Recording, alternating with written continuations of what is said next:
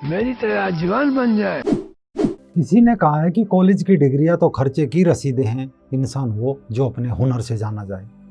आज का हमारा एपिसोड एक ऐसी शख्सियत के नाम है, एक ऐसी शख्सियत जिसने इस कहावत को सच कर दिखाया, जो देश के करोड़ों युवाओं के लिए प्रेरणा है। इनसे सीख लेकर कोई भी साधारण इंसान किस्मत की लकीरों की काया पलट सकता है।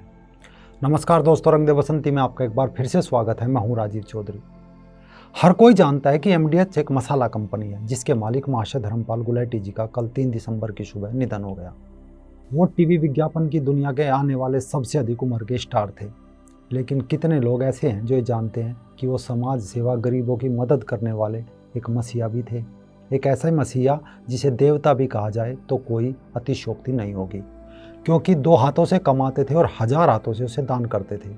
सबसे पहले उनकी थोड़ी सी बायोग्राफी, फिर उनके वो कार्य जो शायद ही भारत का कोई बड़ा उद्योगपति इतने लगन और ईमानदारी से करता हो।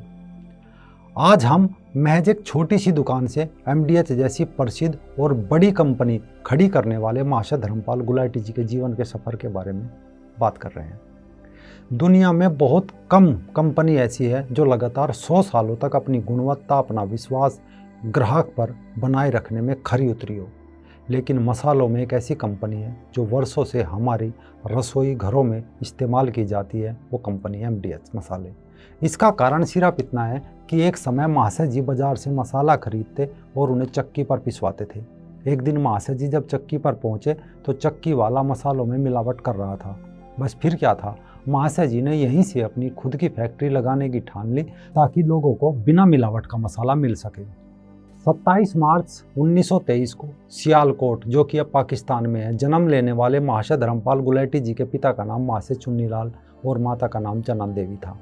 काफ़ी धार्मिक प्रवृत्ति के थे। उनके माता पिता आर्य समाज के महान अनुयायी भी थे। अक्सर महाशय जी से जब कोई पूछता कि महाशय जी आप कितनी क्लास तक पढ़े हैं, तो महाशय जी हंसते और कहते कि पौने 5। असल में इसके पीछे कहानी ये है कि साल 1933 में 5वीं क्लास तक अध्ययन करने के बाद उन्होंने पढ़ाई छोड़ दी और 1937 में पिता का हाथ बटाते हुए एक छोटा सा व्यापार शुरू कर दिया। इसी बीच उन्होंने साबुन का व्यवसाय किया। इन सब कामों को छोड़ते हुए कपड़ों के व्यापारी भी बने, फिर चावल के व्यापारी बने। इतने कामों को करने के बावजूद वह लंबे समय तक किसी भी एक व्यापार में टिक नहीं पाए। अंत में उन्होंने अपने पैतृक व्यवसाय को पुनः प्रारंभ करने की सोची, जो कि मसालों का व्यापार हुआ करता था। जब देश का बंटवारा किया गया तो वह भारत लौट आए और 27 दिसंबर 1947 को दिल्ली पहुंचे। उन दिनों उनकी जेब में महज 1500 रुपये थे। इन पैसों से उन्होंने, बताया जाता है, 650 रुपये में तांगा खरीद लिया, जिसे वह न्यू दिल्ली रेलवे स्टेशन से कुतुब रोड और उसके आसपास चलाते थे। मन में पारिवारिक व्यवसाय को प्रारंभ करने का जुनून खत्म नहीं हुआ था। व्यवसाय को प्रारंभ करने के लिए छोटे लकड़ी के खोखे खरीद कर उन्होंने इस व्यवसाय को फिर से शुरू किया। अटूट लगन, साफ दृष्टि, ईमानदारी से व्यापार करने के चलते महाशय जी का व्यवसाय सफलता की ऊंचाई छूने लग गया और वो देखते ही देखते मसालों की दुनिया के बेताज बादशाह बन गए। अब बारी थी गरीब और समाज सेवा की, तो उन्होंने 1975 में 10 पलंगों के एक छोटे से लेकिन महत्वपूर्ण आर्य समाज सुभाष नगर न्यू दिल्ली में एक अस्पताल शुरू किया, जिसके बाद 1984 में अपनी मां चनन देवी की स्मृति में जनकपुरी दिल्ली में 20 पलंगों का महत्वपूर्ण अस्पताल की स्थापना की। यह अस्पताल काफ़ी विकसित होकर आज 5 एकड़ में फैला है। 300 पलंगों का अस्पताल बन गया है। आज भी उनके इस अस्पताल में गरीब व्यक्तियों का निःशुल्क इलाज किया जाता है। अब बारी थी शिक्षा की।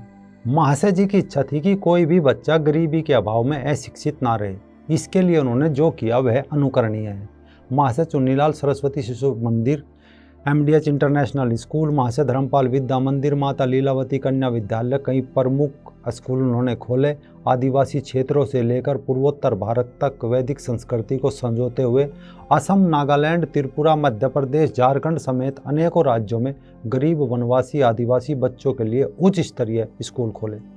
महाशय जी के कार्य और प्रसिद्धि का उल्लेख कागज के कुछ टुकड़ों पर नहीं किया जा सकता, क्योंकि महाशय जी ने सार्वजनिक जीवन के दायित्व का पालन तो बखूबी किया, साथ ही अनाथालय, स्कूल, अस्पताल, ऐसे न जाने कितने संस्थानों का निर्माण कराकर समाज को समर्पित किए, जिनकी सूची काफ़ी लंबी है।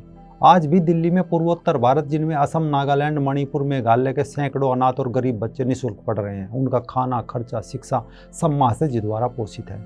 इसके अलावा दक्षिण भारत में वेद अनुसंधान केंद्र से लेकर सहयोग जैसी योजना चलाकर न जाने कितने गरीब बच्चों के तन ढकने का कार्य किया जा रहा है। इतना दान, इतनी सेवा करते करते महाशय जी अपनी ईमानदारी मेहनत के दम पर भारत में 2017 में सबसे ज्यादा कमाने वाले FMCG CEO बन गए।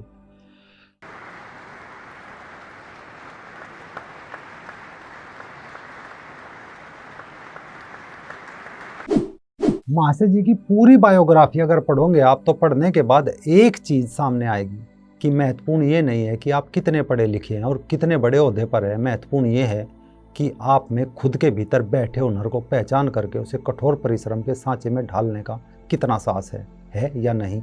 अगर है तो फिर आप भी चाहे तो 5वीं तक पढ़े हो या आपने BTech किया हो या आप ग्रेजुएट हो, आप किसी अन्य क्षेत्र में महाशय धर्मपाल जी बनकर इतिहास रच सकते हैं। एक महान आत्मा के निधन पर रंग दे बसंती चैनल की ओर से, उसकी पूरी टीम की ओर से सत सत नमन, कोटि कोटि प्रणाम।